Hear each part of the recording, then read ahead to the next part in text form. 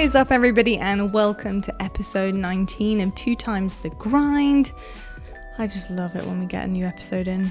Switching it up. Yeah. Recording Sunday night after both working. You probably noticed, if you are a CDL fan, I look exactly the same as I did on broadcast, because I literally went right from broadcast upstairs straight down to our studio here for the podcast. And if you watch Halo and watch me playing a 2v2 tournament, I'm wearing the exact same sweatshirt. Yeah. Well, change the hat though, because the hat was my hat that I painted in. Things happened today. Some really cool stuff in CDL happened today. We want to talk straight about it, straight from watching it. You also played in the 2v2 tournament today, which is really interesting and great stuff. You qualified. Even though I swore to never play again. You did swear to never play again, so we're coming on here begging your forgiveness. I don't think I actually swore to never play again. I just said I don't think I'm going to play it again. Yeah, exactly. But we'll talk and we'll deep dive into that a bit more. And also we have another really cool topic for the end as well, which we're going to get into, which is what makes a good esport, which I think is a really cool topic to dive into. Yeah. I'm very excited. I want to start with CDL, of course, as per usual. And can I even talk about the coffee? And the coffee. The coffee. Yeah. Yes, the coffee. It's crazy. This is a coffee podcast. It's been a long day. It's okay. Coffee, COD, Halo, and Thoughts podcast. Maybe not thoughts, basically. But just life. Thank you for all the love, by the way. A lot of people commenting pretty much every episode. We appreciate it a lot. Everyone who leaves a like, comments, listens on Spotify, listens on YouTube. We appreciate you. And thank you very much. Thank you so much. Love the comment section that we have. Do you know what? I actually wake up on a Wednesday morning and I'm so excited to start getting the kind of comments through and reading it, because it's something I love to do. Yeah. Do you love it as well? Oh, yeah. You know I do, because I'm right away. And it's so cool. Like, you'll check it out, this gets posted Wednesday morning. Yeah. And then you check it out in the morning or you check it out in the afternoon. And there's already people that listen to the whole thing. Oh my gosh, I know. It's incredible. Literally blows me away every time. And thank you so much for the love on social media, because we've been trying to really up our social media game. And you know what? The love we receive from it is so appreciated. The retweets, the quote tweets, the comments, the likes, whatever it may be, it doesn't go unnoticed. So thank you so much. We love you guys. Yeah, we're trying. Yeah. Anyway, coffee today is actually from Starbucks, but it's not a Starbucks coffee. It is their actual espresso roast that you actually have to make yourself. So this is actually in full bean form. It's a dark roast. On the front, it actually says rich and caramelly, at the heart of our handcrafted latte. So the story of the espresso roast. Every espresso beverage we handcraft for you started right here, in this exact bag, this very bag right here. It's very, very famous. Our master roaster coax the beans along, the heat taking them deep and dark, a recipe for caramelly sweetness, so right it's never been changed. And this actually was first, kind of roasted in this way in 1975. So that's a pretty long time that they've been doing it. Can I see this real quick? Yeah. I just brew great coffee. Oh, is it telling you how to do it? Yeah, it does. That's interesting. What does it say? I mean, you'd have to show a picture. It's literally, just so you know, I'm not lazy. It's quite literally pictures on how to do it. How interesting is that? You could read it, but there's pictures on it. Or pictures to it. Grind beans for your brewing method. Press, flat filter, cone filter, espresso. Yeah, okay. So you can do a press or you can do an espresso. We did a press. Yeah. We did a press today. Use cold filtered water. Yeah, that's interesting. That's why I read that and I was like, whoa. I've never done that before. Hold on. We always use boiled. Hold on then, but what if you want it hot? Yeah, I know, right? What do you do? Do you just reheat it? I'm confused. Hold on, real quick. I'm confused. Before we dive into the topics. Yeah. Use cold filtered water. Are you just only supposed to use cold filtered water? Guys? Maybe it means cold filtered water to heat up. That would make sense. That would make sense. Yeah, I'm not We're sure. going to need the comment section on this one. Yeah, how do you prepare your roast? I'm actually going to put a picture of the back on the Instagram for you guys, which I have been slacking on recently when I talk about socials. It's okay. We're getting back into it. My photography skills are going to be put to good use. But finishing the espresso roast story very fast, very quickly. This perfect melding of beans and roast, ending months of intense experimentation. This is a scientific experiment right here. The coffee you're holding in your hand is a multi-region blend, roasted the only way Starbucks can. Wonder if they have a brewmaster. Sorry, the way only Starbucks can. Remember that from last week? The brewmaster? The brew, but they don't have a brewmaster here. Well, maybe they have master roasters. Oh, That sounds way better. I don't know. I would say you're a brew master, you know. No, that's not true at all. Well, you do brew our coffees. Yeah, but I'm not a master. This bag is slanted, man. Wow. It is leaning tower. It's been put to good use. It's okay. Leaning tower. Don't worry. They're gonna see a picture of it. Don't worry. Smokes. Don't worry about it. So what are we talking about today? Got CDL matches. I already said what we're talking about. I know, but like, you know, we're rolling into it. Okay. We've got to get straight into this. Some crazy, we're diving crazy, straight in. There's been some crazy stuff going on. We're getting straight into OpTic it. Straight away. Yeah. Wow. Well, it's fresh on my mind. Okay. Wow. Yeah. Wow. Yep. Okay. So completely different team from what we've seen basically all season long. We've seen a team struggling, making very simple mistakes that can definitely be corrected. Mistakes really you don't really expect from this caliber of a team. Yeah. With the individuals on this roster. And it was like going against the Titans of the CDL, which I have said a million times on broadcast because they are the Titans of the CDL. Atlanta FaZe. OpTic somehow, some way, just managed to correct every mistake that they've been making. Yeah. Like literally fill in the gaps, fill in the holes that were missing before, and played some incredible Call of Duty. And not only that, but played their opponents really, really well. They won. Obviously, I know that they won. They won map 5, correct? Correct. Did it go round 11? Round 11. Yeah. Okay. Well, it was actually interesting because they were 5-4 up at one point. And we were like, some of us were like, if they don't win this round, that's goes round 11. Yeah, it's done. Because in a round 11, you've got to take risks. You have to take risks. If you play passive and the other people are like literally storming you, you're screwed. So you've got to take risks. You've got to be that bold team, and they did. Envoy went straight down the middle. Did he? And it was perfect. I haven't gone to watch it. I saw some of it. I didn't get to see game 5 basically because of the tournament that I was in. But yeah, and you know what? The reason why you probably felt that way too about the whole round 11 thing is because it would just kind of sum up. Sorry, it would just kind of sum up pretty much their whole year, wouldn't it? Yeah. Of game 5s, round 11s, 1v3s, like just everything that can go wrong does. But for the first time in what feels like probably since the start of the season, they came out on top. Good for them. Yeah. It was because they went to really game 5 good. with FaZe at the start of the season. Yeah. And then basically haven't been close since, you know? Every single player on the team were just great. They were doing exactly what they were supposed to do. Scump literally clutching up, getting in some insane kind of plays, pulling off incredible 2 pieces and 3 pieces and what have you. Dashi, I was so impressed with Dashi at one point, especially on hardpoint. He was doing such an incredible job at watching cutoffs, at watching the spawns, and keeping Atlanta FaZe from getting into the hill or breaking in the hill. And it all came from him. He was at a beautiful angle. He was just slaying away. It was perfection. I was watching on the minimap at one point because we weren't on his POV. Did they win both hard points? They lost game 4, right? Yeah. So they lost Apocalypse hardpoint. What was game 1 that they won? Do you remember? I think it was... I didn't get to see game 1. Moscow hardpoint. I think it was Moscow hardpoint, if I remember correctly, honestly. This is the thing, right? I can see it in my head, but it does just blend together. Sometimes, where it's like, if I looked at it, I'm like, oh, yeah. But, like, sometimes I'm just like, I get lost in it. I'm sure people understand that. Like, you know, you're watching 4 days straight, right? 4 days straight of matches, and... I mean, you're looking at the same maps for the most part. You know what I mean? So it's tough to remember. And then Envoy, Search and Destroy, he really is a star. Yeah. He shines. And I've said it before, like, he is made for Search and Destroy. That's kind of where he came from. He's a playmaker. Yeah. He's a playmaker. He's ratty. He plays dirty. He flanks in incredible fashion. And he's a risk taker. And especially was a risk taker at this point in time. It's funny how in esports, like... we come up with so much terminology to stuff that just sounds so bad, but it's a compliment. He plays so ratty. Well, you need it. You need a rat.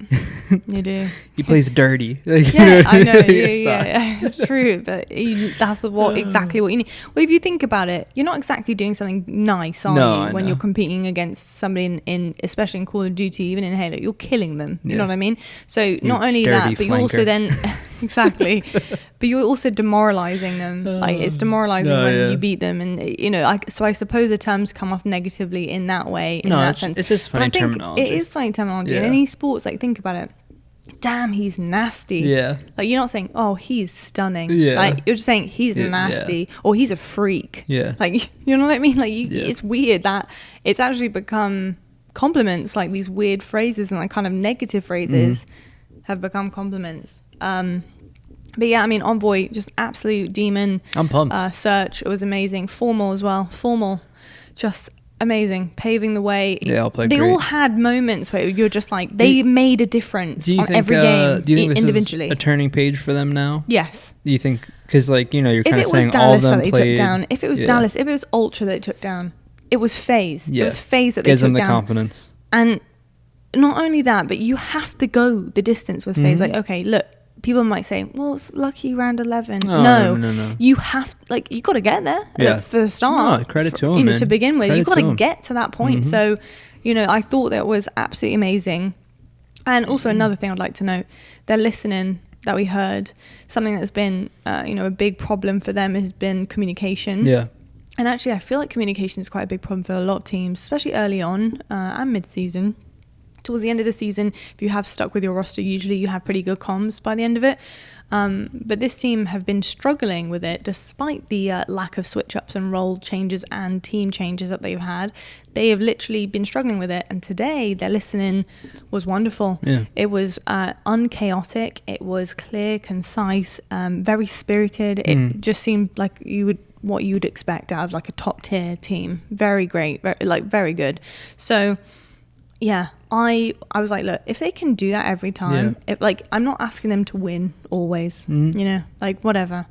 But like if they can play like that every time where you're not seeing silly mistakes, you're not hearing really like silly comms and kind of rowdy comms, everyone's doing their jobs correctly and taking the right risks. Sometimes they're not going to be able to pull it off. Sometimes they will. But if you're doing the right thing and you're building upon that, then I have no complaint there. And today, even if they'd lost that, I would have had no complaint. It's about being consistent, which is, I think, is kind of what they've been struggling with, you know, for the most part. They're like, we just didn't bring our game today. And like, you know, I feel like that's kind of been the way the season's gone for them. Where's your game? Pack your game. Don't forget your game at home. Bring your game to the game. Bring your game to the game. Hashtag it. That is the best piece of advice. You're welcome.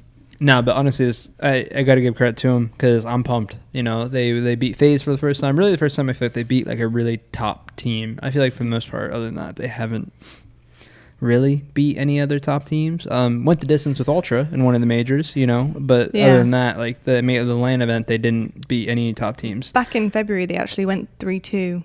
They didn't beat FaZe, but they brought it to a game 5 when it first started. Yeah. And then since then it was basically like nothing. Do you agree with this statement that even if they had lost that round 11, would you have been impressed with their gameplay? Because I would have been impressed somewhat, but I think that this was a big win for them because it hopefully will give them the confidence to like flip the narrative of what's been going wrong. Okay. Like, you know, like because the narrative of them has been close but not close enough, you know. And it's like you go 3-2 with Ultra, you can go round 11 and you lose, and it's like, oh man, like they just haven't been able to close it out, you know. So I would have been impressed because I think if you take FaZe to game 5, it's like, damn, good job, you won 2 maps and you went round 11, you know. So like you're like close, you're there, you know, you're there. But I think for them, being super impressed that they finally maybe got over the hump of like what's been holding them back, you know?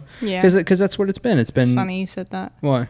On broadcast, I literally said my opening thing was, well, OpTic Gaming finally got over the hump that was, you know, what was setting them back. So actually rather a mountain. Yeah. So they climbed a mountain today, especially taking on FaZe. I think it's going to do wonders. We think alike. I know. You know? I know. That's all right. It's okay. I love it.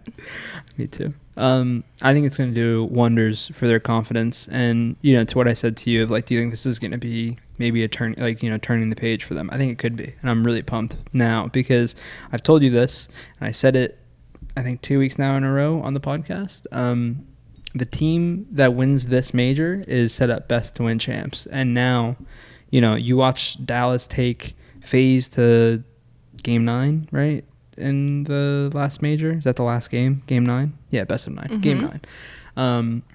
And now you got OpTic doing it. Granted, it's online. It's weird that you said game 9. For some reason, I was like, I was supposed to say map 9, but yeah. Yeah, map 9. Yeah. Tomato. Yeah, whatever. It's been a long day. No. But I think the more teams that are of that caliber for the spectators like myself, the better. Yeah. And I think for the first time, this is now the first time since I think you said February, that I'm like, damn, OpTic could really go win this thing. Yeah. And I don't want to jump the gun too quick because they got to do it at the LAN event before I'm 100% sold. Not even win, but just show up and do really well against the top teams at the LAN event. I don't think they have to win it. For them to win champs, I'm not sitting here thinking, oh, they have to win the event, like the next major. But would you agree, like at the LAN event, okay, you just beat FaZe Online. Now when you go to the LAN event, like we got to see like a top 3 toe-to-toe. Yeah. You know what I mean? Well, I mean, they've got 2 more matches of their stage. I don't know who they play. They've got Thieves in London. Yeah. I mean, they should both be wins, hopefully. Yeah, but they should be. I mean, they really I say should that, be. but then I would have said Thieves beat Paris easily, and NYSL should beat London easily. Yeah. I don't know what's going on over there. I know it's very strange. I don't know the teams have nothing to lose anymore. Do you think it's a little bit of do you think it's a little bit of people being satisfied?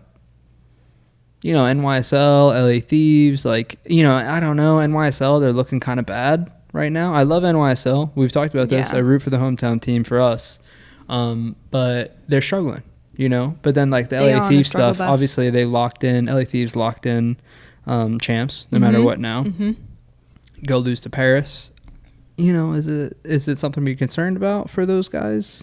NYSL and Thieves, because Thieves look good. Thieves went game 5 with FaZe. Yeah. Right? And they lost, but then you go and lose to Paris and you're like scratching your head a little bit like, Okay, well, so this is what I'm going to say. The Paris LA Thieves game was a bit of a weird one. Mm-hmm. Especially I didn't get to watch it at all. It's the vetoes that was my problem. Okay. LA Thieves chose to play Apocalypse, and I think it was Raid, and they're like 3 for 9, mm-hmm. and something else for 13 or something. Like really poor maps, to be honest.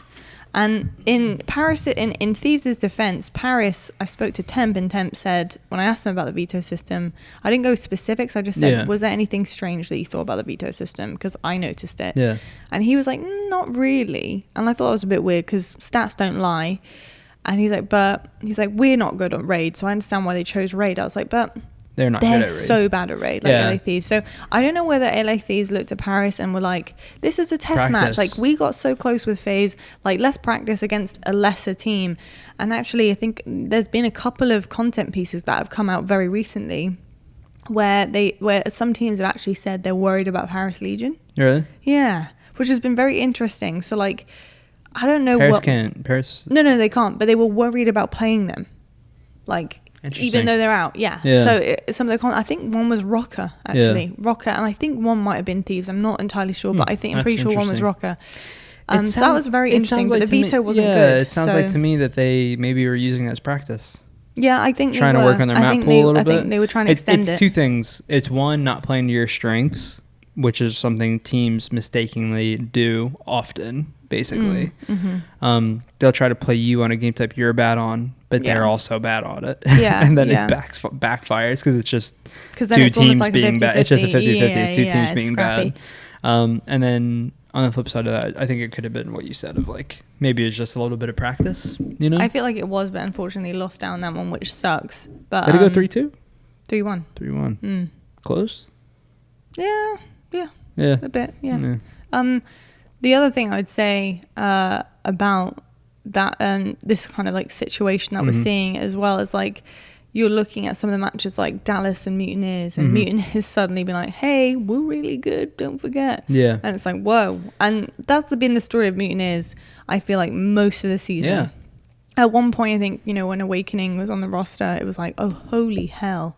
Like, this guy's really good. This is a game changer for this team. And, we've seen kind of the rosters that have had these miraculous debuts coming through for rookies, and these rookies are making like major differences to the squad over all that time. Yeah.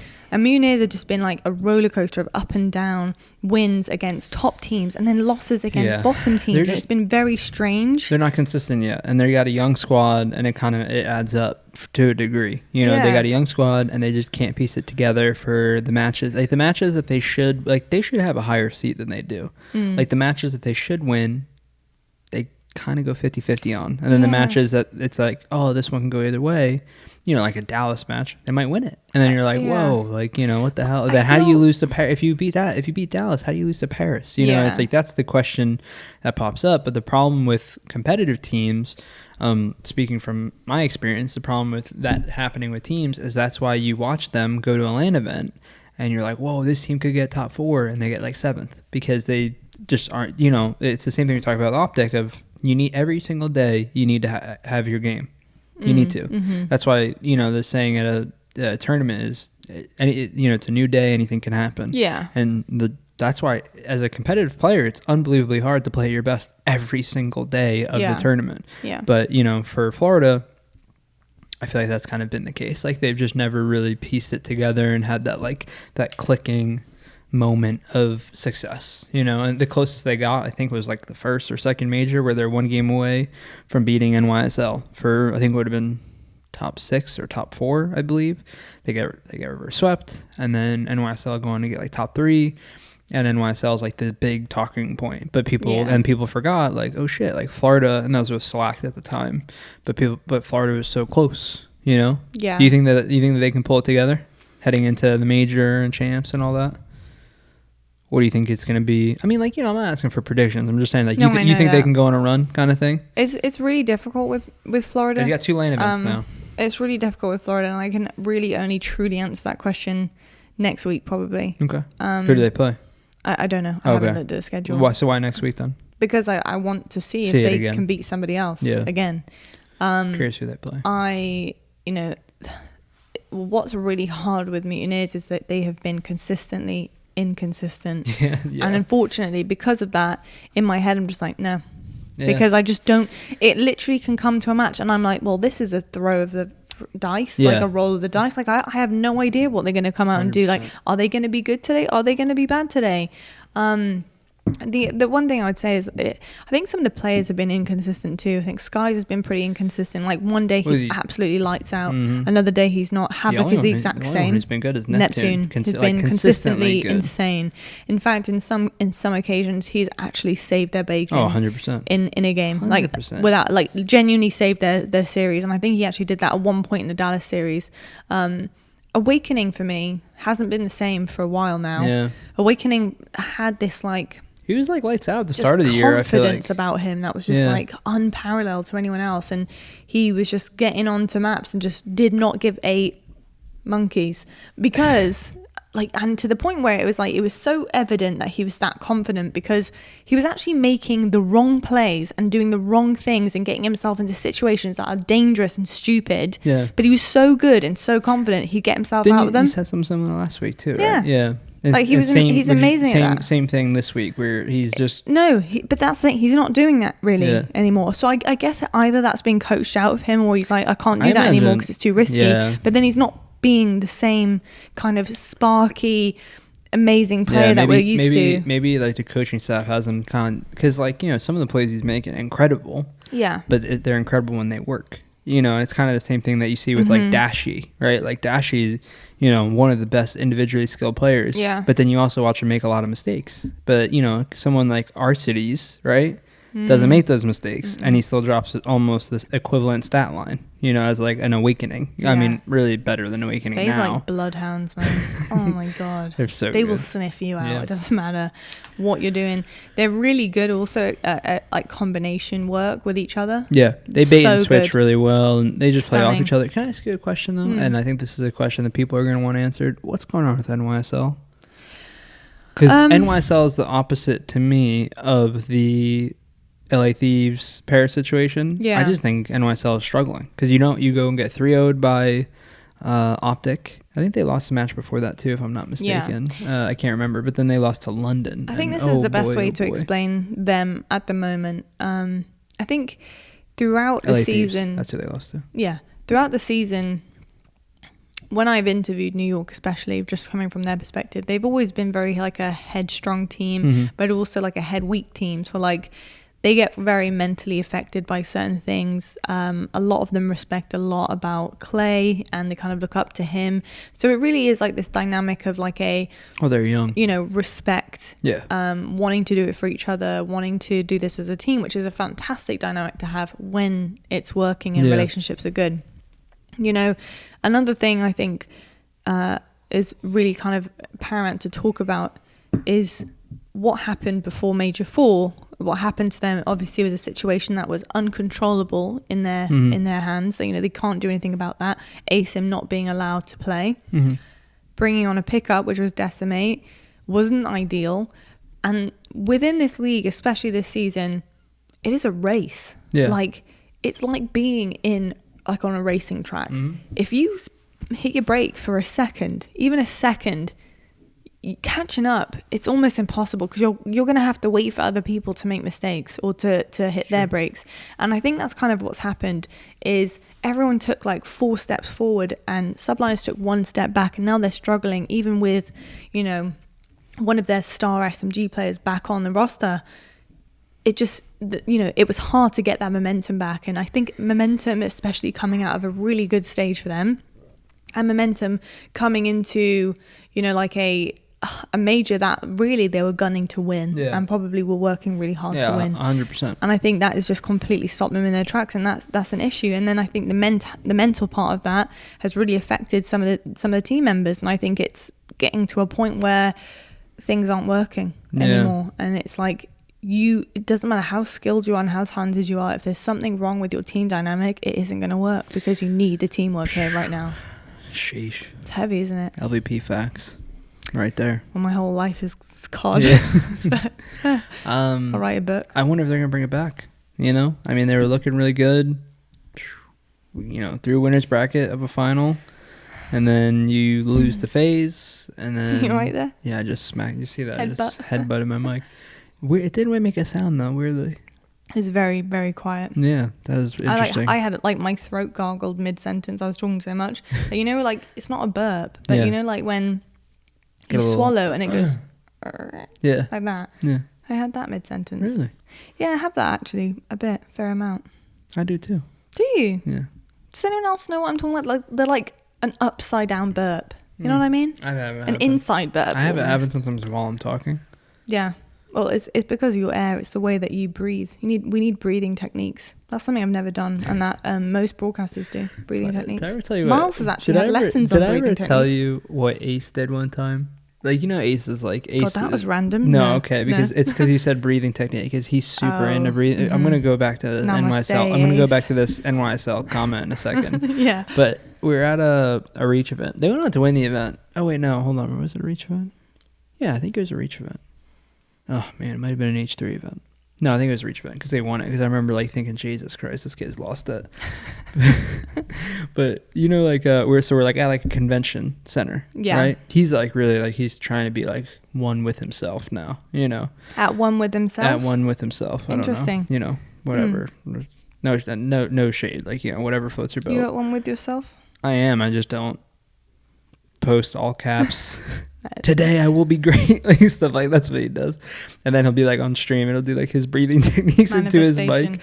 No, but so what I was gonna say about the breathing techniques thing, he was we're at a convention center, it's concrete floors, he was laying on the ground on his back, and I was passing him, and I was like, what the hell, why is someone laying on the ground? And it's Ace, and then he's doing his breathing technique, so you just hear him go like that.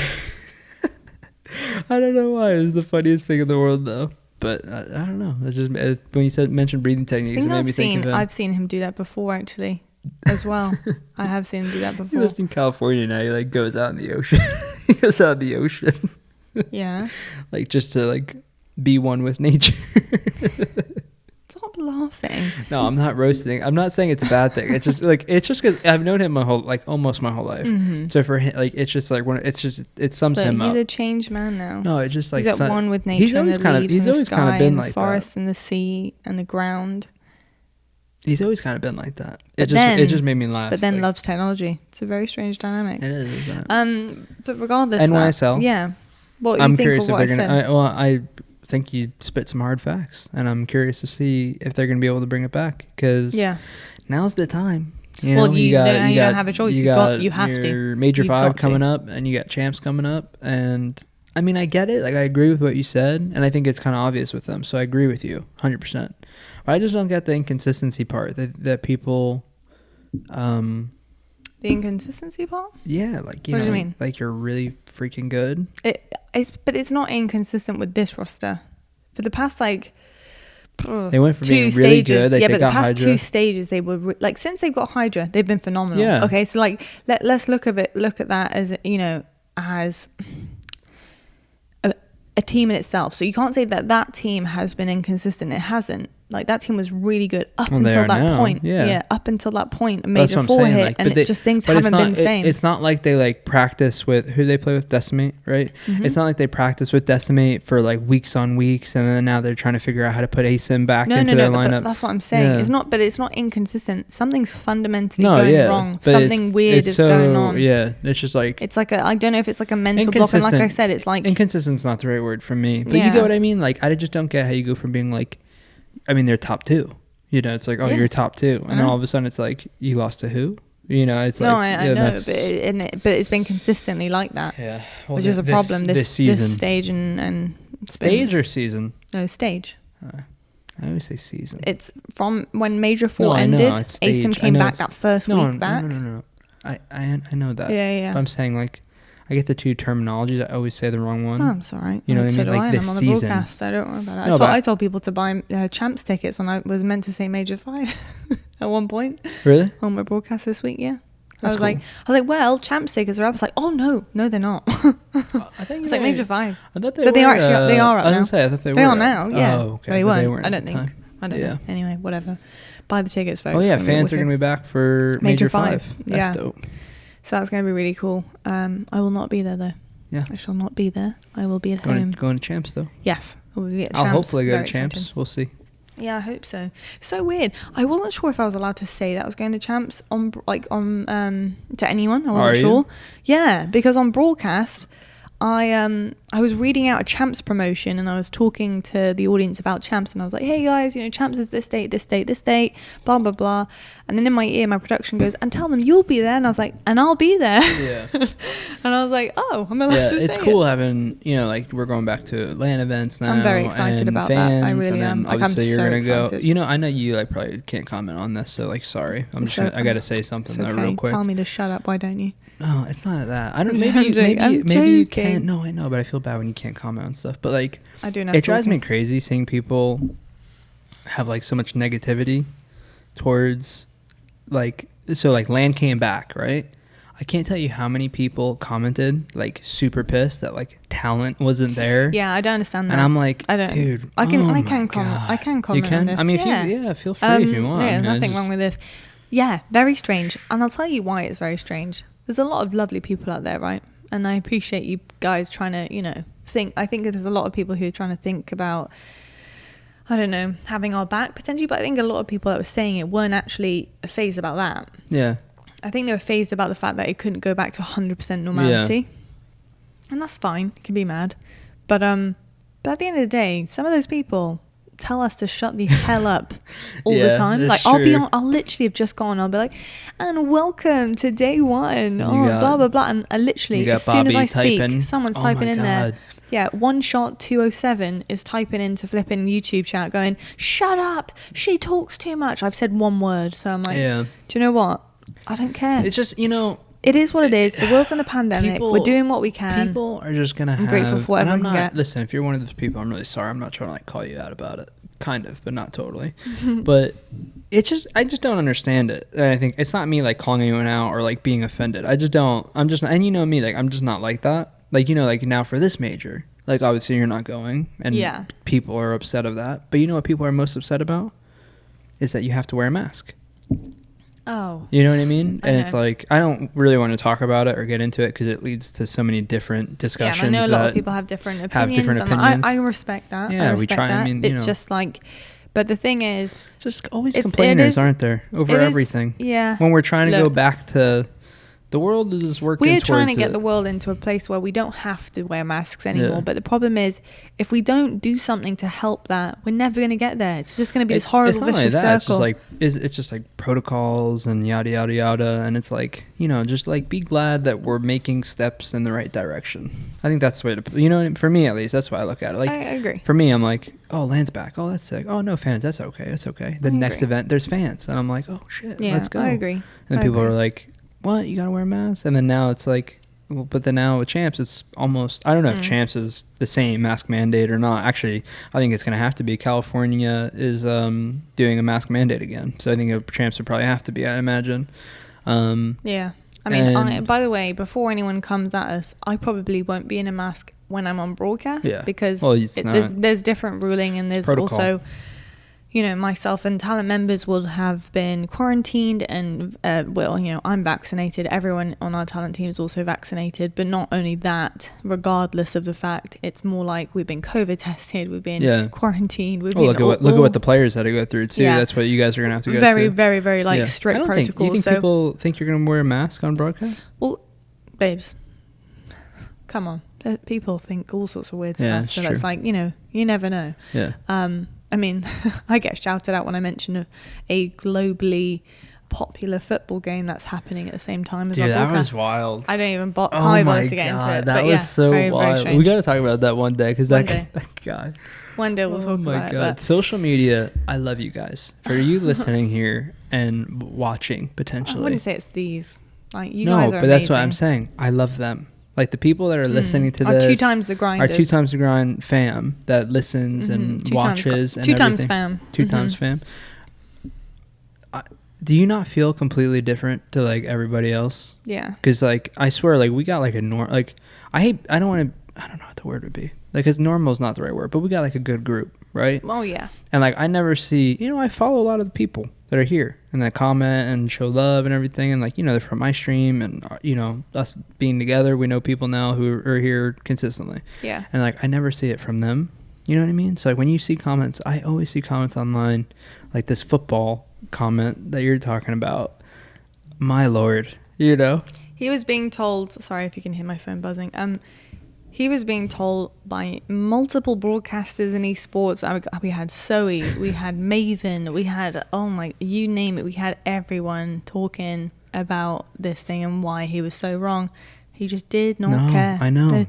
He was absolutely adamant that he was right, and he's being told firsthand by professionals. Like, it's weird calling myself a professional, but I am. I am a professional. Maven's a professional. Zoe is a professional. He literally said to you, your boss would be so mad, or something like that. Your boss would be so mad, and something about me being fired, and then my boss even commented, he doesn't know it. You don't even understand broadcasting. He doesn't even know it. I know. Your boss replied. I know. Being like you don't know. Yeah, you don't know what you're talking about. You know what I mean? And I was very, trust me, I was very close to commenting, going, by the way, that's my boss. No, but like it's having so many professional, I was gonna say talent, I was gonna say broadcast, like talent, so telling you the same thing of like, no, it doesn't work like that, and people were being pretty nice about it. Like people were being pretty nice to the context he threw at you, like how he was quite rude, and I know we're not going to talk about it any further, but he was really rude. Told me he was like, if I have to listen to you say that one more time, I'm gonna lose it. I was like,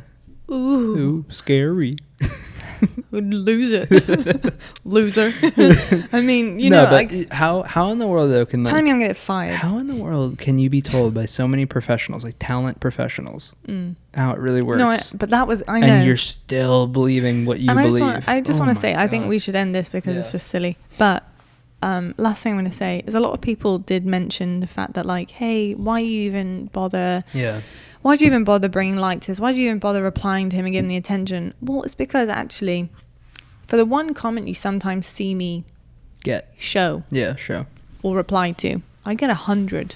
Yep. So like, I get so many comments that I do that to, and I'm like, well, whatever. I don't care. I don't need you. Block. Like, sometimes there's one comment and it's not, a lot of the time I ignore the ones that are about me physically, about, you know, other things. But sometimes when it's about my craft, or it's something that I'm just like, you are just damn wrong. Like, and I want to tell you that you're wrong, especially when it's about my work. I take my work so seriously. I respect the heck out of what I'm trying to do here. I respect the game I'm working for. I respect my colleagues. So if someone tells me that I'm doing something wrong or I'm letting someone down, that it really bothers me. So obviously I'm going to say something back. And I got to a point where I was just like, you know what? I'm feeding this guy to the wolves. Yeah. Let my TL have him. I wanted to show how stupid this was. Like, it was dumb. And also hopefully it shows people, like, look, think twice before you tell people what they're doing is wrong, that you have no idea about. 100%. People, this is the thing, kind of what you said.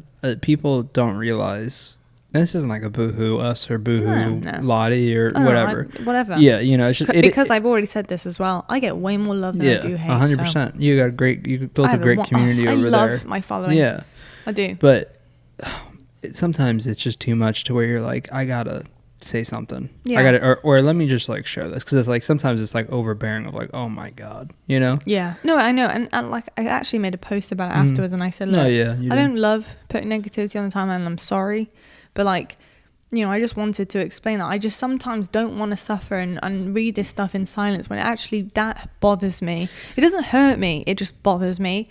And I also think it's important to have your opinion. If someone thinks that they can have an opinion about you and they want to really make sure you see that, so I'll give my opinion back. I'll give you my 2 cents. Some people, what's the saying? Some people just want to watch the world burn, unfortunately. Some people do, I had someone in my Twitch chat today. And they had the audacity to be like, after telling me I was going to get fired. Yeah, I know. Audacity to be like, but I still love you. I'm still a big fan. I'm actually a really big fan, though. It's like, no, leave. I had someone tell me, right? We're getting way off topic here, but it's okay. I had someone in my Twitch chat tell me. That's what podcasts are for. I know. I had someone in my Twitch chat tell me, because like kind of what Lot's saying, right? Like you get this stuff every day, and you know me, like I try to not. I blocked 4 people today. Yeah, I mean, like I banned like 5 people in my Twitch chat today. I had like 500 viewers. No. It's just gonna happen. Like, there's nothing you can do. Yeah. But like, I didn't end up blocking this person because we just kind of agreed to disagree, type of thing. But I said something in my stream along the lines of like, look, don't make comments about other people. You know what I mean? Yeah, I hate that as well. Don't make comments about other people. I might occasionally say something dumb, whatever. But it doesn't give you the you know what I mean? Like, doesn't give you the green light. Doesn't give you the green light to go and start shit talking someone. Right, and I live by that. What? So it's about people that you've mentioned. No, it's not even necessarily. Well, people say it about everything. You know this. People say about everything. Oh, what do you think of this player? Like, they just come in and ask me, what do you think of this player? What do you think of this player? And I don't mind answering questions like that. But like sometimes it just gets out of hand. About people comparing people and talking shit about others and who's better, who should get dropped. And I just cut the conversation. Like, yo, like I don't want to have this. I don't like having this conversation here at all. Right. But some guy said, and I later said in my Twitch chat, I was like, dude, I don't know why people are like that. Like, why people are like, go into a chat that they don't normally go to and are overly negative, right? Because it's like, who does that? Like a normal person, in my opinion, doesn't do that. Some people who are suffering do that. No, I know, but like, and then this guy starts arguing with me. He's like, well, I disagree. I was like, why? I'm paraphrasing, obviously. And he's like, well, like that's what the internet's for. Huh? And I was like, what? Oh. I was like, what? Like, I was like, oh my gosh. No, I'm not joking, I swear. And he was like, yeah, like, like if a streamer's like raging, like I'll add on to it to like get them to overreact. And I was like, I was like, dude, I'll be honest, like, I said, you haven't done it to me. And I said, but like, you are the definition of what I think is wrong with chat. That is beyond toxic. I know, that's awful. That's what I said. And I was like, and he was like, well, you just have a problem with the internet then. I was like, no, because the internet, I have a problem with you. Yeah, because like the internet isn't meant to be this unbelievably negative space. People make it that way. Yeah. You know what I mean? But I don't know. That to me is. But he said that, and I was like, he or she, sorry, I don't know. What did other people say about that? They were just like roasting him. But he didn't say anything negative to me. So I was like, I know it's not negative to you. No, I know. Like, well, I disagreed. That's okay for you to be like, yeah, that is just wrong. I did. Like, I flat out told them. I was like, that's not nice. I said, I'm not going to ban you because you haven't said anything bad in here. Yeah. And I said, but I want to tell you this. I think you're awful. I said, the way that you go about this, I think you're wrong, and I think you're completely awful. And I said, and you're hold on a second. Yeah. So this guy literally, just to put this into perspective for everyone. Just because somebody puts himself on the internet, automatically in this guy's eyes, is asking for negativity because that's what the internet is for. Yes. Really? Yeah. What logic? Where is the logic in that? I don't know. There is no logic. I don't know. You know what I mean? There is absolutely no logic at all. Yeah. Like, it's bizarre. Like, because because I'm a broadcaster and it's on the internet, you think that I'm asking for negativity. You. Yeah. I mean, it's because I made a tweet about this not too long ago. You remember me tweeting it? It's like, you know, when I'm streaming, like sometimes I don't want to be the pro player snakebite. Like I just want to be playing my game, chilling out with my chat and hanging out. But instead, like what ends up coming with it is always this like big competition with other people. And I get it because I'm a competitive player. Like I do understand it. It's not like I don't. But like sometimes, I mean, you've seen it. Sometimes it gets like bad. Like the conversation is always just gets who's better, this guy or this guy, and oh, this player sucks. And it's like, you know, like just stop. Yeah. You know, like just stop. I literally hate it. And like the reason why I say the comment about me is because like in my chat knows this now of like, you know, I'll be playing someone and I'll say something dumb like, oh, you know, you can't kill me on land, you know, or just some dumb shit like that. Like, you know, like just like some dumb comment. Yeah. I could recognize it's dumb as hell. You know what I mean? But at the same time, like, that's not me giving you the green light to like start roasting each other. You know, if someone defends him, don't like defend me. You know what I mean? And that, because that's usually what ends up happening. And that I've told my chat, like, don't do that. It's okay if I say something bad, like just leave it. It's all good, you know. But then I don't know. The guy was saying that comment. I'm not gonna lie. Like I've never felt more opposite in my life. Yeah. I was just like, how do you view? And I asked the person. I thought the person would be a young person, like like a kid. So he wasn't 25. So I said, if you don't mind me asking, to be fair, how old are you? To be fair, like that doesn't shock me. 25. It's just that doesn't shock me. They're toxic human being. Yeah, but that doesn't shock me at all. I don't think kids are just like people, that. You know what happened to people want to be like positive and like be the change you want to be in the world and like stuff like that? Okay, in this respect, yes, because of the internet. But it's not because of what the internet is intended for. The internet has become like this purely because of one thing and one thing only, and this is literally it. And I will refuse to ever give up this fact. Okay. It's because you are completely and utterly anonymous. Yeah. On the internet, you can be anyone or anything you want to be. And be a completely different person. You can be whoever the hell you want to be, and it doesn't matter. And you can say whatever you want. And yes, sometimes you can get an account taken down, or 2 or 3, but you can make a new one. You can say what you want. And unfortunately, that is the business here. But it does not condone, or it does not mean. Yeah. On Twitch, I ban someone and they come back with a new account. Yeah, exactly. It doesn't mean like that is what the internet was for or is for, because that's a load of BS. I'll tell you right now, it's a load of BS. You choose what you want to do and you choose what you want to be. And if you want to be a toxic asshole, go ahead. That's what you intended for. I wonder. Just gonna be real. Because I've said something about this before. I mean, everything you said is spot on. And I've said this before. Like, I wonder when we're gonna hit like our breaking point. You know what I mean? But then, like, I've said that. I've said that in my chat before. Like, I've said that in my stream before, being like, I hope that people have to start signing up with like, you know, their like social security numbers. I don't know. I'm over exaggerating. Bear with me. It's gonna get worse before it gets better. Yeah, but because I've said that before though, of like, you shouldn't be anonymous. But then there's a whole, you know, like people obviously took me like literal, you know. Yeah. And it's like, you know, there's all kinds of privacy laws and stuff like that. And, you know, I mean, where are we? That you have to, you know what I mean? Like, it's crazy. It's crazy to say, like, oh, you need to be you on the internet. But Jesus Christ.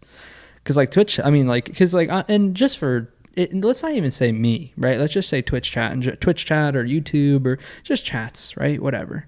They say, like, some disgusting things. You know what I mean?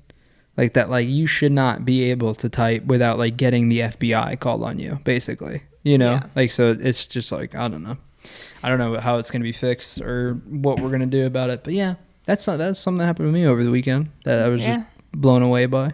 That would infuriate me. I'm not going to lie. I was super I told the person, I said, I think you're an awful human being. Yeah. Like, straight up. I'm glad you did, because he or she is. I'm not going to lie. They really are. We got way off topic there. Yeah. But to be honest, it doesn't matter, because I'm pretty sure we're done with CDL anyway right now. Onto Halo? Yeah. Kind of, even though we were talking about Halo. No, it's fine. Onto Halo. Obviously, you played in 2v2. You made the decision to go back. Yeah, I did. Look, you can take the boy out of the lobby, but you can't keep the lobby out of the boy. Do with that what you will. So. That was terrible. I don't think that was very good. You take the game out of the player, but you can't take the player out of the game. That was way better. Tell me how you really feel. I did. Did you hear what I just said? I'm blanking you. I'm not listening. Yes, unfortunately I have to. I have you directly in my ears. That was pretty good though. I just thought of that. Yeah, it was. To be fair, I was going to say that, but I thought it was too cliche. You're very cliche, babe. Yeah, I did decide to play in. I'm going to interview you. Yeah, go ahead. Why? Great question. Why? Yeah. What enticed you to come back? Can I give it to you straight? Well, if you didn't give it to me straight, it'd be curved, and I'd be pretty annoyed. So go on. Okay. Because I'm bored as hell. That's why.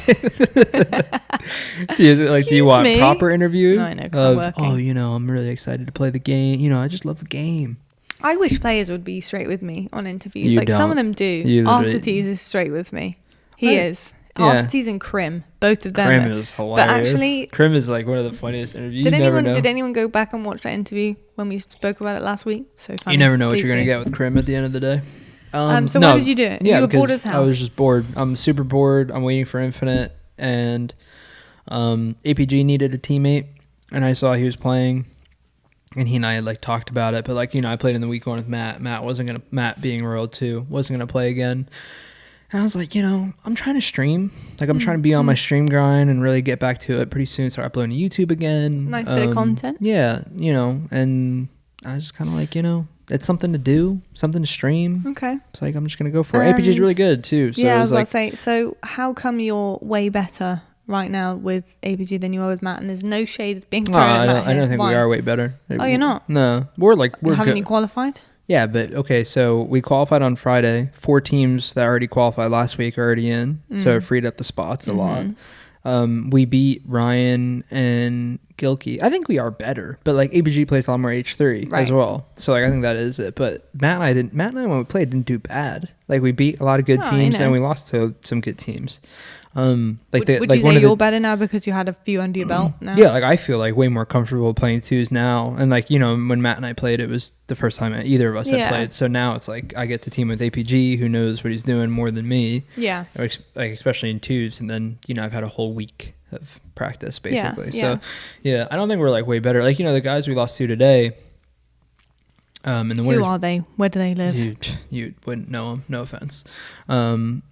It's just true. I don't even know how to pronounce it. It's Quadi and Tushkov. Trushkov or something like that. Trush. I think. I think I said Tushkov. I wish it was Tush. I think it's. Do you know what Tush is? Bum? Yeah. Yeah. Bum. The booty. I let you say bum. That's a UK thing. I'm making sure you know. I know what a butt and a booty, a hiney. Making sure you know. I'm speaking in your language. I love that. That's one of the first things I loved about the US is hearing your mum refer to a butt as hiney. I love it. It's so funny. You are very strange. It's such a funny word, isn't it? Have you never heard that before? No, it's not. It's really not at all. It doesn't exist. Yeah. It's something that we've... when she said it, I knew what it was. Yeah. Weirdly, I don't know how, but I knew what it was. Maybe it's the context, but in the UK, we understand what a trash can is. We say a trash or trash can. I know what you're saying, and I've heard of it. But hiney was very different, and now I use that. Can't stop. I love it. Anytime I refer to a butt or a bum, I'll say hiney, and really? I just love it. Yeah. Remember when we used to have to clarify the language barrier all the time? That was fun though. Yeah, because you get to flirt with that. Yeah, which is really fun. That's true. And now we're old farts. We know the language. It's actually not true. Today we won't go into detail about it because it's too long of a story. But we literally had it today. Also, it's not only just too long of a story, but just no. Yeah, we won't go into that. Yeah, exactly. Stupid. Anyway, what are we talking about? H3. Oh yeah, so the guys that people are now going to wanting to know what that is. You don't want to know. It's okay. That's your fault. Blame him. Just the truth. I'm not sugarcoating anything. Yeah, but now people are going to be like, "What is it? What is it?" It's personal. Don't worry about that. It's his fault. Everyone blame him. The people that we lost to today, Tushkov and Quadi or something. Tushkov and Heine. We Roll 2 and I beat. only in one game, but we beat them, and then APG lost 3-0. So it's just like, it's one of those things. I think we're better. I think APG and I are better because of all the things I said. But like, yeah, it just goes both ways, doesn't it? Yeah, you guys came for that Heine and failed.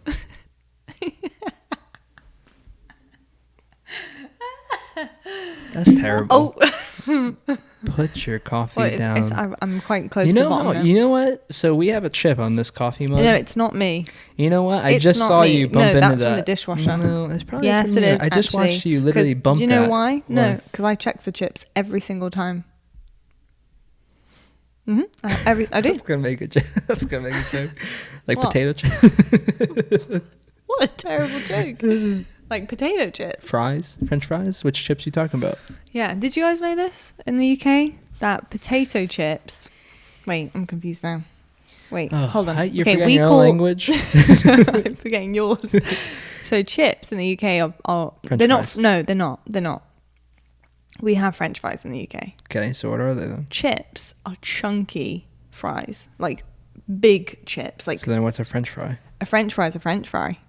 It's skinny.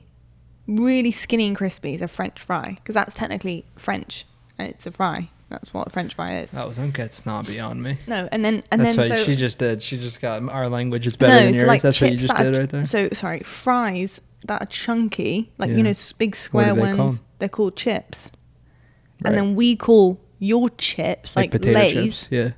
Crisps. Oh, okay. Gotcha. Crisps, chips, French fries. So if anything, we're just a little bit more like communicative about our potatoes. You know what I'm saying? We have names. We have names and categories. Oh my god. Okay. It's true. There's so many. Oh. Maybe it was me who chipped it. It was me. Don't worry though, folks, I told you about this coffee mug. Very soon we'll be able to restock, because we are actually going to try and come out with merch. What have I told you about this coffee mug? Put the mug down. You sound like a police officer. Put the mug down. No, officer. I will not. You want to see my license? Oh my god, that was bad. That was really bad. License. There we go. All right, why are you changing your accent all of a sudden? Because I'm being American, because I'm saying police officer. What would you normally say? Cop? No, I wouldn't say cop. I say policeman.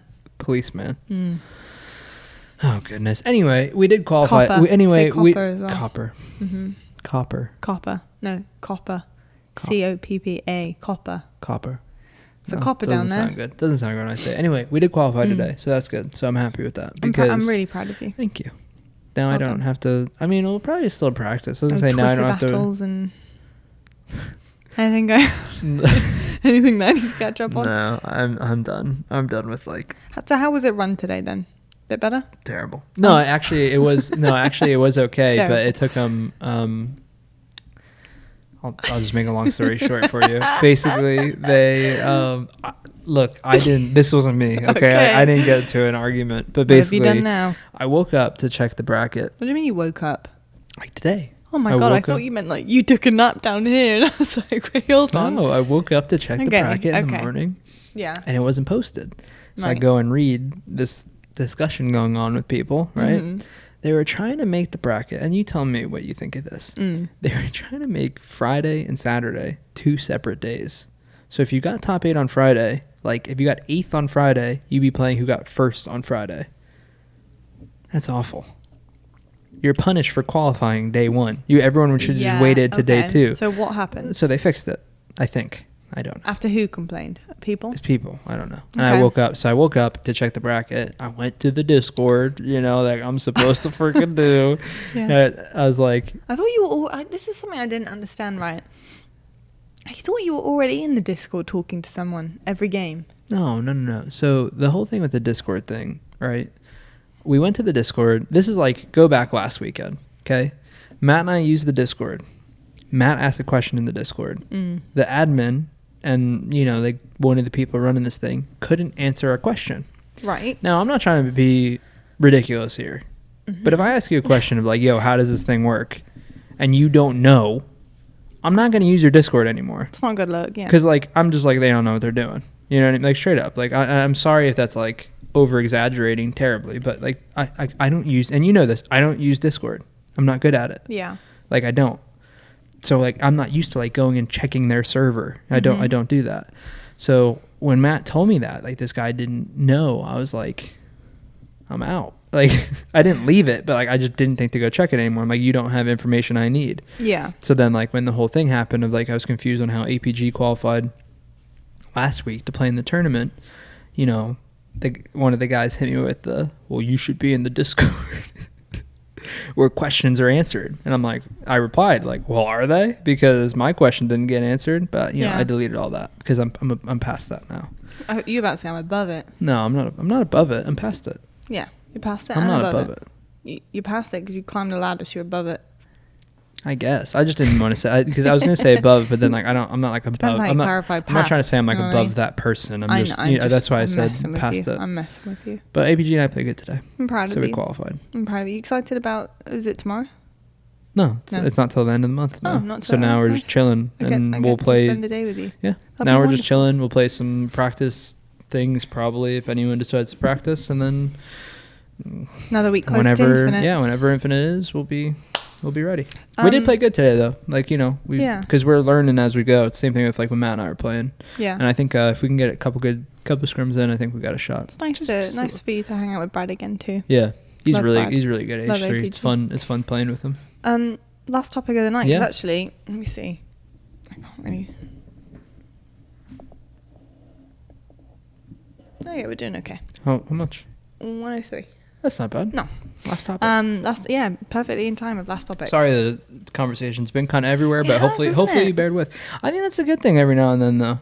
Keep them on their toes, you know? Yeah. This jumper's really itchy. I've been itching a lot. This jumper's really itchy.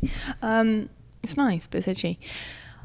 Last topic of conversation. What makes a good esport? Now, this is quite an interesting one, especially from our perspectives, because you're a player who plays professional esport, and I am a broadcaster who talks professionally about esports. So this should be very interesting. I really would like, if you made it this far in, an hour in, I would really like for everyone to comment now, potentially before listening to us, what you think makes a good esport.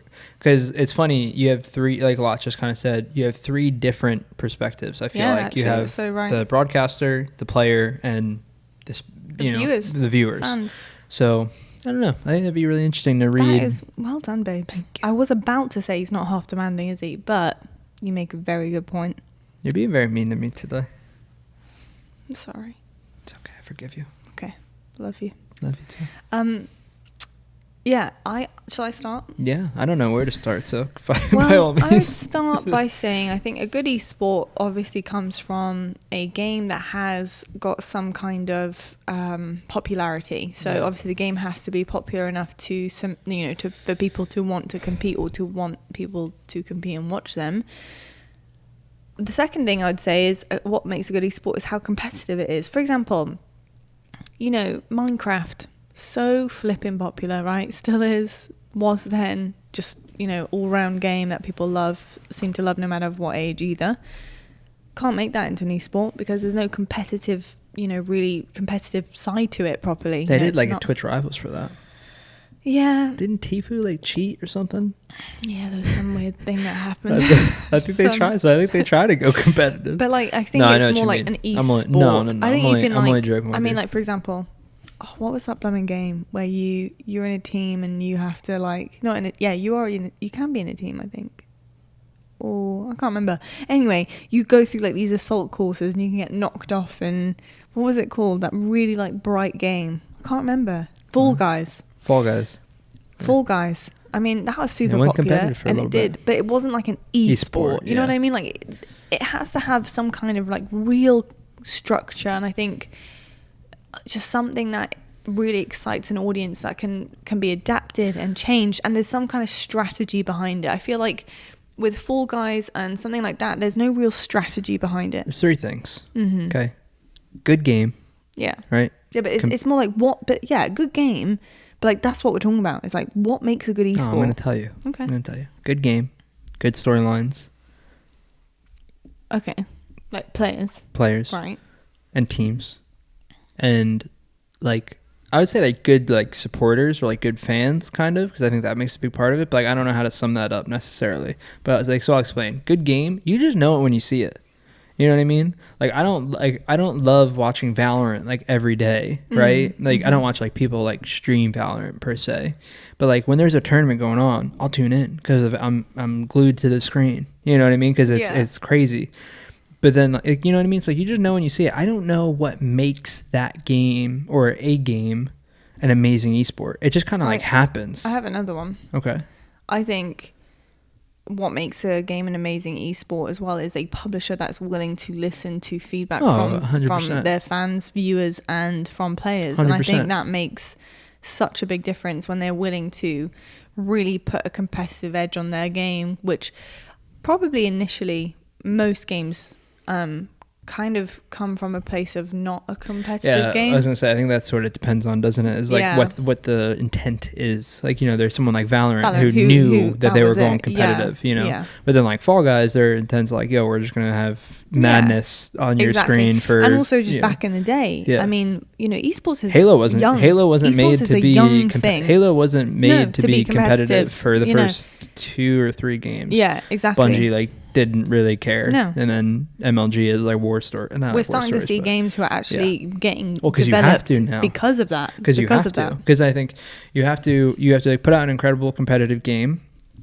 You have to build storylines. And by the way, I don't mean build storylines just like through teams and players and stuff like that. It happens through the structure of how stuff is ran. Yeah. Right? Like CDL, MLG, HCS, kind of, not really. Like MLG, like Adam Apicella, for example, right? What he has learned to do through time is create league structures and formats that allow for incredible storylines to develop naturally. Yeah. Right? And then like obviously you have the storylines of players arguing, like, you know, go like the banter and all that good stuff. And then like from the fan perspective, it's what people like OpTic do so well, that it has that fan base of like just support and like love and you know what I mean, like that's so and like now like even Sentinels has that now. Like Sentinels has been blowing up and their social media traction is so good where it's kind of the same thing of like every competitive title they go to, they now have that third component of they have people who want to watch because it's Sentinels, you know. So it's there's a lot of different factors to it for sure. I'm curious to read what everyone else said, but I mean, do you think it's fair? Yeah, what I said. I agree with everything you said. I think that's totally fair, and I think it's. Do you think structure has a big part of it? Yeah, I do, because I also think structure also can not only feed into the storylines, but feeds into like fan experience as well. Yeah. And like wanting to, like you said, root for your team, but like if you have a really good structure element to the esport and the TOs working together and stuff, I think it gives the fans an even better experience. Because you know what, something I just thought of and it kind of like irritated me. And I can talk about it here because we have a podcast that I can talk about it. Yeah. Like so, Fortnite's never been the most competitive game, right? Like in terms of like it's battle royale. Like battle royales can be kind of hit or miss when it comes to the competing side. I think also it was never intended to be competitive ever, but properly. Like from the storylines perspective, how stuff is ran, right? That you remember like the World Cup, you know, $30 million prize pool, all those qualifiers they up to. They did such a good job of building up to that tournament, and like, oh my god, you remember, like I was so invested into it. We were gonna go at one point. Yeah, we were thinking about going. Because it was in New York. Yeah. So we were thinking, was it in New York? Yeah, it was. Yeah. Yeah, I think it was in New York. Yep. Are you sure? Positive. Okay, I'm just taking it right for it. Like literally, like incredible, right? And like the build up to it, I thought was really cool if you followed it. But then like after, the structure has been so, and like, look, I'm not like super involved in it, so like don't take what I'm saying super serious, because it could just be me like fading out of it, right? But I just feel like it doesn't have like they still have stuff, not for an insane amount of money, or I shouldn't say an insane amount of money, not like a $30 million prize pool. Yeah. But I don't feel like that storyline is the same thing there compared to like what Valorant's now done, where Valorant, I don't understand their format like at all in terms of like Sentinels is playing, I feel like they're playing qualifiers like every week, but that's besides the point. But like when Sentinels like went to Iceland, yeah, like I was like super invested in this, seeing how they did and the storyline that built up with it, and like it was all about getting to Iceland. It was all about getting to Iceland. Then they went there. It was NA versus every other region, and like you know, like you're sitting there watching. Like, I remember like being in the gym like with all of us, and we had Sentinels versus I can't remember. I think it was Sentinels versus Fnatic, and we're like going crazy. And it's like we don't even freaking watch every single match, you know what I mean? Like, and it just shows what like good. I remember doing the same thing with like CS back in the day. Like for me, like, you know, I don't know if you ever had this with CS as well. Probably not, because you worked it, it's a little bit different. But like, you know, you can remember going to the CS major. After I mean, like, how crazy was that event? It was ridiculous. I mean, but I don't know whether that was ridiculous because it was part, again, like I said, my fan experience, like sat there in that huge arena. But not everyone does that though.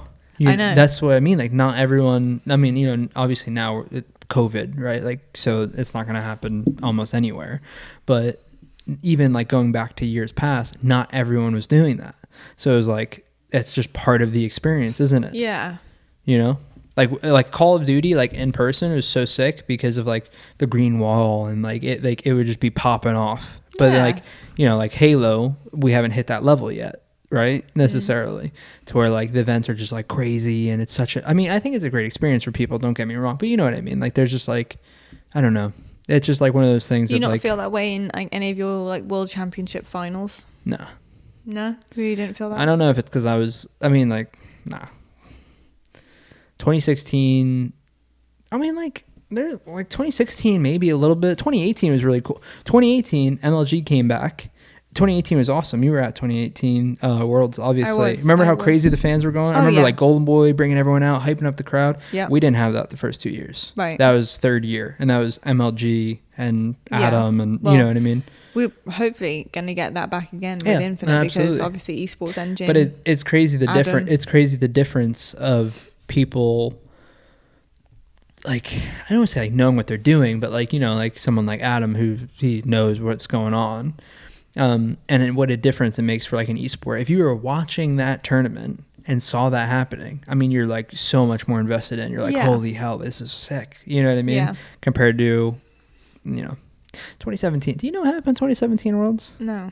2017 Worlds, we played out of the ESL Burbank studios because they failed to book a venue. They failed to book a venue for Worlds.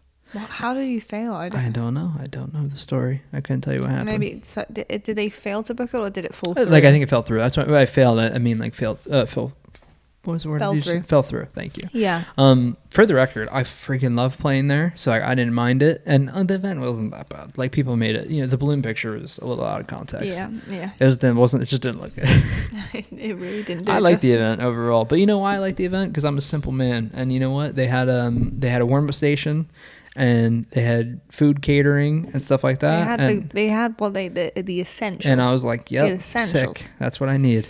Yeah, because I need to warm up, and I don't really eat food that they provide, but like you can have like some waters and stuff like that, then I'm happy. So I would say my last thing, you know, what makes a good game for me is probably like the actual like in depth of an actual game rather than the overall look of an esport. I would say, like, I think it's important for the actual game and like the publisher to make sure, like, if that is what they're trying to do, or that's what where the game is trying to go in that direction. I want to see like proper competitive integrity. Like, I want to see like functions in the game that allow people to be competitive without it being biased, without it being dumb, and that like there's no strategic kind of ability in there. Like, I need it to have some kind of fairness in game with either its power-ups or certain items you can equip or whatever it may be in that esport. But I think it's really important to keep competitive integrity within the game as well as out of the game, because otherwise you're not really getting the best you can out of a game if everything is super easy and it's more so just like luck of the draw. I think it needs to be like you need to establish some kind of thing. Like, I love that about Halo, where you know your power-ups are timed. Yeah, you have to fight for them. You can burn them. It's an arena. It's an arena on the map. Throw a ball off the map. You can get it reset. 100%. You know, there's so much that I love in terms of Halo and I look at, which is fantastic. And I think, you know, the same with Call of Duty. I think it's a totally different kettle of fish to Halo, obviously. But the fact that you have all sorts of things in your arsenal that you can use and do you like the GAing in Call of Duty? Are you allowed to say anything about it? I can't, no. Oh, okay. Because I was going to say, like, you know, because we're talking about like competitive settings and stuff like that, obviously. So I don't know. I was just thinking about like how pros obviously like GA the hell out of everything. And I was like, I don't know if it's a good I always wonder this of like, is it a good thing or a bad thing? But fair enough. I didn't know if you could say anything about it. It's no. okay. But I think, you know, on something like that, you know, I think it does, like, competitive integrity is super important. I think that that's maybe an example or representation of pros, you know, trying to push that further. Yeah. For and sure. I also think that I think it's, again, like I said, it's really important for publishers to really listen. So that is intact, you know, as well. So that's all I'm gonna say on that. But I think it kind of proves that point a little bit as well.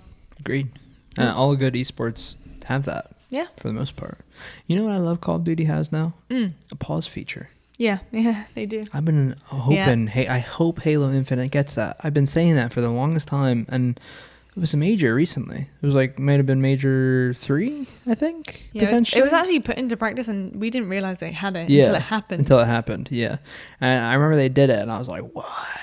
I was like, what? No way. Like, you know, because it's so sick. Man, I hope Halo gets that so much. So many good esports have that, and like technical and tactical timeouts and stuff. Halo, it's more of the technical side. I mean, it happened to us today. Like, it literally happened to us today. We're in a 2v2. In our losers finals match, we're playing Gilkey and Shelly, like, you know, me and APG and I rather. And we're up 2. Brad just gets camo. Gilkey's game like breaks and he has to quit. And what do you think happens when we replay it? Got smoked, you know, because bad start, yada yada, you lose, and you're sitting there like, oh if you don't get like a, you're sitting there like you're sitting there like, oh my god, like, of course. But imagine we could have just hit a timeout. Boom. Yeah. Get him back in the game, load him in. Always have a pause, but if something goes wrong to the point where it's difficult, like, they put the score, like, literally. No, I know that. I think it's impossible to do it for the type of games we're playing. I think it's impossible to do it every time perfectly. Like, you know, Search and Destroy is a perfect time to do it. Like, you know, for pausing and stuff like that. Halo, probably like Slayers, you could probably hit the pause. I don't know. Yeah, because it's like a point system. Yeah. I mean, I don't know, but you know, I love that. I think it's great. Yeah, I do too. I think it's fabulous as well. I really do. I think, and that again, I think aids into competitive integrity a lot as well, which is wonderful. You excited for the next? How many? You got one more week? Yeah, one more week. Seattle home and series. And then Surge home series. Poor squad. I know. It's sad, but it's okay. No, I know. I'm only joking. You can only blame yourself. Sorry. Are you excited for the LAN event? Obviously, you're not going, but real quick, not to like jump back to CDL. I really am. You think it's gonna be cool, like having fans back and stuff? Like, you're excited to have like that energy. You're not gonna be there, you know, until champs, but I'm excited to have that energy back, and I think it's gonna be a really good gauge for us as well. Like, I think for me anyway, just speaking personally, I don't know about the boys, but you know, having fans back and stuff, and me being able to sit back and like watch and get used to it again. Because it's weird, like, I really don't go around many people right now. Like, it's been a long time since I've been near a lot of people. And really, we've only just started seeing some of our extended family members and kind of like, I would say in 5+ groups of vaccinated people with our family. And it's still like, whoa, okay. Yeah. But I think it's going to be really good because fans just bring an atmosphere that you cannot replicate. And I'm very excited because we have a lot of vocal Call of Duty fans. Yeah. We have a lot of people who are very excited to get back to it. And I know that they're going to, you know, take this opportunity with both hands and go wild with it. So I'm really excited about that. But I am excited I get to watch from afar for a little bit. It's a bit of a, it's a bit of a shell shock. It's intense. Kind of. Yeah, it is. Because then, you know, I don't know if any of you can relate to this. We have family that's high risk, obviously, with the whole COVID thing. And even I'm a little high risk. Higher risk, I guess. Medium risk. Yeah, medium risk, I guess. So, you know, we've had to be smart and just try not to get sick, you know, whatever.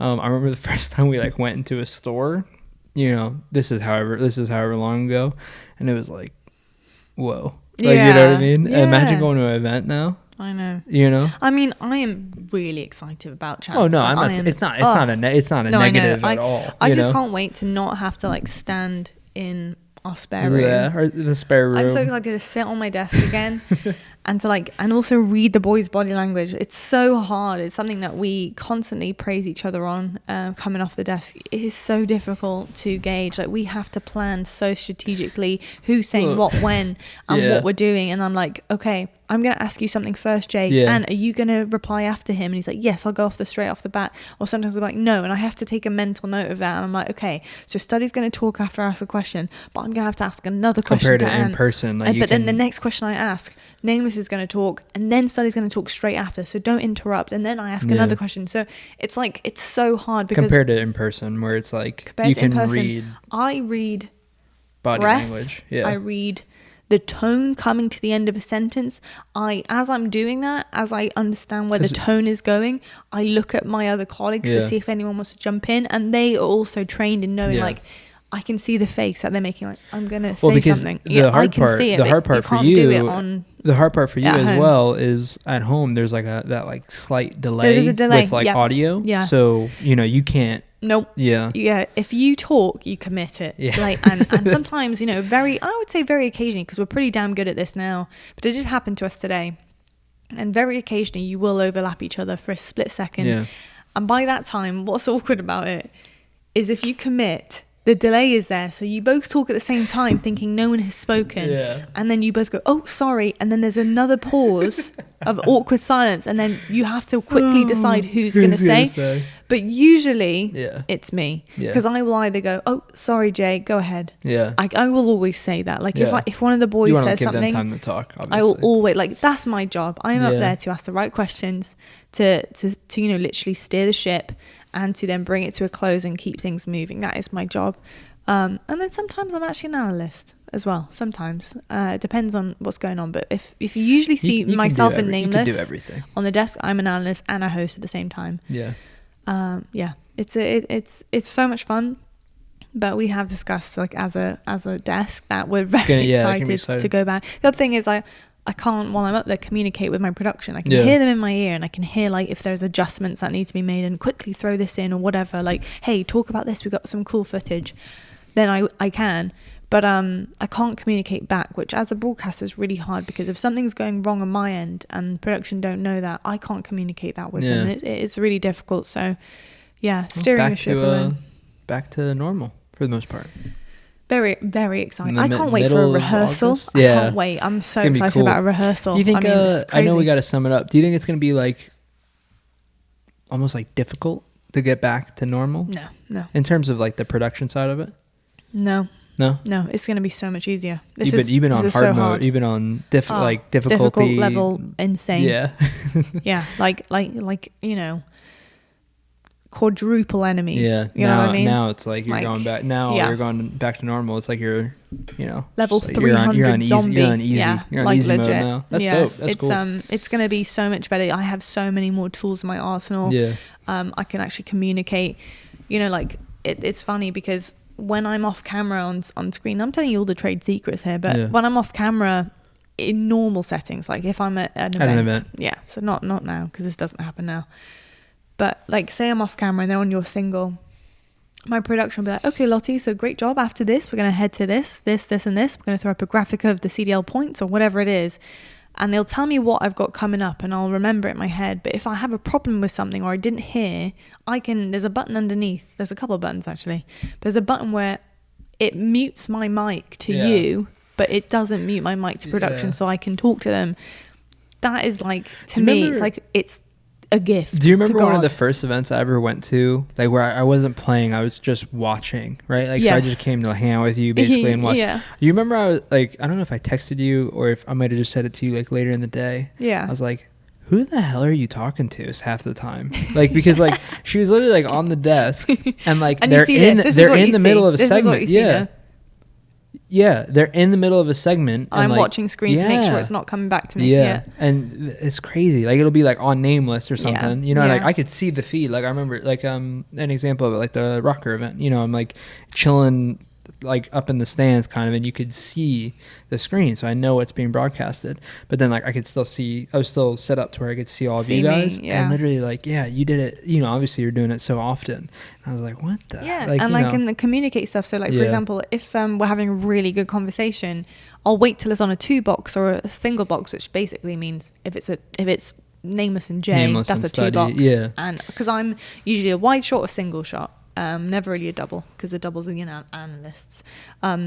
But I'll look out for those shots, and as soon as that shot hits and I want to say something to production, I'll be like, hey guys, like we're having a great conversation, can we keep going, do we have time? Like it's like communication, short, sharp, very quick. It's so crazy when you first see it. It's so funny. I don't know why, because it looks like you're just talking to no one, you know what I mean? What is even funnier is, I'm sure it'll happen at some point, it's definitely happened so far in my career, but that'll happen and I'll be talking to production and production will forget I'm talking to them. Or like, you know, some kind of disjointed message comes across and they don't realize or forget, whatever. And I'll be talking to production, but they can't hear me, and it'll quickly come back to my shot because I am watching the shot vividly. You know. You'll see me kind of just be like this, like you'll see my mouth having moved, and I'll go like back on air. So I'll be like talking to production, like mouthing, and you can't hear anything, and I'll see it come back to me, and I'm like, yes, anyway, that's fantastic. 100%. So this has been brilliant, blah, blah, blah. And and I have to snap quickly back to it. Like, oh, sorry, production, you know. I'd lose composure up there. It is, I don't know how you know, it really is a lot harder than people, I think, give credit for. It's tremendously difficult. It's really, it consumes everything. Like your mental, your brain power, everything. Like you're doing a lot. My job very much so is very multitasking, which is, if you know me, is a very strange thing for me to be doing, because I'm not the best multitasker, and I wouldn't say I'm quite clumsy too. You're good at it when it comes to your job. But when it comes to my job, it's like I hit a different gear, and it comes naturally to me. I can just do it. That's why you're so good at it. I think it's just got to be confident. You just got to be confident. Like if you're not confident, like, we all mess up. We're all human, you know. Like it's what I tell. Actually, I tell a lot of the boys this when they talk to me, and I'm like, "Oh, great cast," or "Great this. You guys are fantastic." And they're like, "Oh, but I, stumbled on my words. I messed up." And I'm like, "Look, there's nothing wrong with that. Yeah. If you can recover, and you can be like, excuse me, this, blah blah blah blah blah." There's nothing wrong with that. 100%. You're human. 100%. You are human. You're not supposed to be perfect. If you pronounce a word wrong or you stumble, I do it. You know. It's just normal. It's human. And I think expectations as a broadcaster is just about what you're conveying and the message you're conveying. And look, if you're stumbling 24/7, you might have a coffee intake problem. But like, you know what I'm saying? The jitters. You get coffee jitters. Oh, okay. But I thought you were saying like you need a coffee. No, you have a coffee intake problem. But like, I think it's different. Like if you stumble a couple times or you mess up or you say the wrong thing, it just says you're human. Like let it go. You're fine. As long as you're confident. And when I stumble and I'm like, oh, I don't know, say something strange like Minnesota Roca. I never say that, but you know what I'm saying? Like I can't get a word out or something. You know how you're so good that you don't even know what you do wrong. I do. No, I do. I actually did it. I think yesterday. I went to like read the schedule. I couldn't, for some reason, get out what I was saying. And I went, Jesus, I can't talk today. That's what I said. And I went, let's try again. And I read the schedule. And then you read it, because it's just normal. It's just, you're a human. Whatever, let it go. 100%. And if anything, people relate to that a lot more anyway. Because let's be honest, no one ever really did. All right. I don't know. Someone in chat doesn't mess up ever. Someone in chat is only negative on the internet. Someone in chat never messes up once in their life. But yeah, just my little message to you guys saying that no one's perfect. No, I love that. Effort. I love that. Thanks, great. I think we're just about ready to wrap it up now, because we're gonna take too much of your sweet time on this fine Wednesday. Been a fun episode though. Yeah, a very fun episode talking about a lot of good stuff. I feel like. Thank you so much for watching and listening continuously, guys. We really do appreciate your support. We say this pretty much every episode, but we mean it. It's never going to get old to us. We love you. We do love you. We'll say this next episode. We'll say this on the 30th episode, and we'll say this on the 1000th episode. I'm going to try to cut it back a little bit. Why? Every other. No, I'm going to tell them every time how I feel. No, I'm only joking. Every time. They know how I feel about them. I'm only joking. Do they? I think they do. Do they? I think they do. Do you?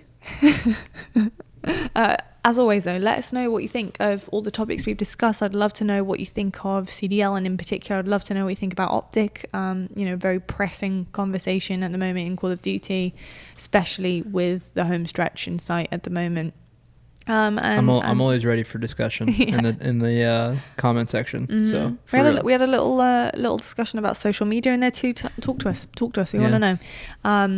Halo and stuff. I mean, go for it. If you want to talk about Halo 2v2, go for it. There's not a lot to say. There's not a lot to say there, but if you want to get involved in that one too. But we would love to hear what you think about esports and what makes a good esports, because I think that is such a great conversation at the moment, and I think it's something that is really interesting, because we have come a long way. We've got the old games that have turned into esports. Something people can learn from, and we've got games that are like literally born to be in esports. So something people can like learn from now. Yeah, it's crazy. It's crazy. It is crazy. I mean, think about it. Halo 1 and 2 weren't even made, like the multiplayer was made like days before launch or whatever. Yeah. And then now you have Halo Infinite launching whenever it launches. Yeah. Well, it was meant to be like a practice arena for Spartans, wasn't it? Like intentionally. What, for Halo? Halo 1? Yeah. And then now you have like Halo Infinite launching, like whenever that is, and they've basically confirmed a full 1 year roadmap for 2022, and the Halo World Championship, which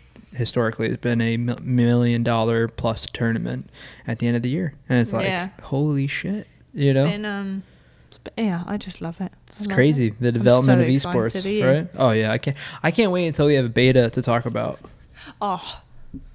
We're gonna need people. Yeah, right. Literally. No, actually, I'm not joking. But when Infinite does drop and the beta comes out and what you have it.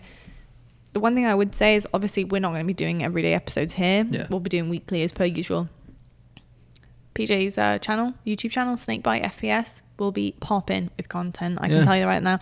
We have been gearing up for this. Our editor AO, we have, daily conversations about, what we're doing and what content's being pumped out. I have a lot of like cool ideas, and this, I can't spoil it now, but I have a lot of cool ideas for both YouTube, streaming, and then obviously having launched, my website recently for lessons and what will be merch and stuff like that. I have a lot of cool ideas of like contests to run for people. Yes, but I'm saving it for Infinite. Save it. Definitely. I'm waiting for Stay tuned, folks. A good mood. Stay to do tuned. It, Well, 7 out of 10. You know what? Me too. Really? Yeah. You're not gonna one up me? No. I don't one up you. I usually try to one up me. I don't. Usually I'll be like 8. You'll be like 8.2. No, actually, for the Disney coffee, you went higher than me. That's rude. What? How could you do that to Jay and Lex? Because I'm being real talk. What did you give it? What did I give it? A 9? You gave it a 9.7. Did I really? Yeah, I think you did. For real? Yeah. I'll have to go back and look at it. I did love that cup of coffee. I think I gave it like a 9.5 or something like that. So you went high too then? I went high, yeah. It was low. I love that coffee actually. I've been drinking it as well. Yeah, you actually had one today. A 7, and only because I think I like it. It's quite basic to me. I don't mean to say that just because it's got Starbucks on it, but genuinely blind taste test wise, it does give me that thing in my throat though. Like really? that dryness. Yeah. It gives me a bit of dryness, which I do expect with dark roast, but when you have a good dark roast, like a really smooth dark roast, like an illy, like the Italian roast, that dark roast for me is insane, and it never gives me like a dry. I think it's really good. Itchy throat. It is really good. A 7 out of 10 is still high. It's not about. Listen, we haven't given. This isn't like a Starbucks. Is that the lowest we've ever given? No, I don't think so. But it's not about Starbucks or whatever. It is what it is. No, I know. That's what I'm saying. I don't think we're basic for. No, I'm not trying to say. I said I'm not trying to say it's basic. It's a bit basic. This? Yeah, but not because it's like basic, like the millennial or Gen Z, whatever version of basic. It's because it's a basic roast. Like it's a hey, espresso this roast. Is what we do on here. Like there's no bells and whistles. It's roasted very deeply and darkly. There's not really any more kind of notes to it. I mean, the one thing that they have noted, excuse the pun, noted down is there's a caramel note in it. I don't really taste a caramel note, to be honest. I really don't. I tried it black. I've tried it with a bit of oat milk creamer in it. I didn't really taste a caramel note in it at all. I kind of do. Oh, well. I kind of have the whole time. I feel like that is totally subconscious now. No, I have the whole time. Oh, okay. Well, aren't you quite the connoisseur? I'm the roast master. The roast and brew master. Don't forget it. Don't forget it. That's right. Get it on the CV, on the resume. Add it to my resume. Yeah, do you know that's what we call a resume? CV. Do you know that? No, I didn't know that. Actually, I think I did know that. We call it CV. I think you told me this before. Another little fun fact. Because you know what? I've hung out in the UK enough now. I know the lingo. Why did CV ever come up? Sometime, someplace. Okay. It's come up. I trust you. I did. Listen, I did good in the UK. Did I not? Yes. Of course you did. You won over my parents. I did. I did. I gotta say, it's a very good. You did great in the UK. Thank you. You're welcome. And they love me there. London, HCS, they love me London. There. You did fantastic in the UK. I love the UK. Hell, you crushed the UK. You know, a lot of like players like don't look forward to going there. Yeah, because of the food. The food. I love the food. The food was really good. I don't know. It's this misconception about food in the UK that is absolute bull. I don't know what. I literally thought the food was amazing. Remember that Italian place we went to? Oh, by Harrods. Yeah. We took Ivan, TJ, Jenna, Brad, Frosty, me and you. Yeah. Stunning. We went twice. Yeah, it was so the good. Italian place was amazing. It was so good. Yeah. It was authentic Italian restaurant, like full Italian owners. I had Thai food in the UK for the first time. You walk in the restaurant, you're in Italy, basically. It was amazing. I had Thai food in the UK for the first time. Delicious. Fish and chips. Oh, yeah. Delicious. Oh my gosh. Okay, fish and chips. Yeah. Okay, right. Mama VP's cooking as well. This is, I'm going to say right now, this is definitely a topic on its own. Next week, we're going to discuss UK cuisine. So with that being said, if you're still here, hi, lovely to see you. Tell me what you think of UK cuisine, and we're going to name a couple of things that I've tried, I've lived on, and you've tried. I'm going to talk about it in depth. I've probably lived on it now at this point. I spent a good amount of time in the UK. Yeah, I won't say lived on though. Like there's thing. Have you ever had a steak and kidney pie? Forget it. Have you ever had a Scotch egg? I don't eat it. That's not fair. A sausage roll. Okay, I don't know. Cannot say you've lived on it. What is it? I've had my oh no, what is it? The toasty.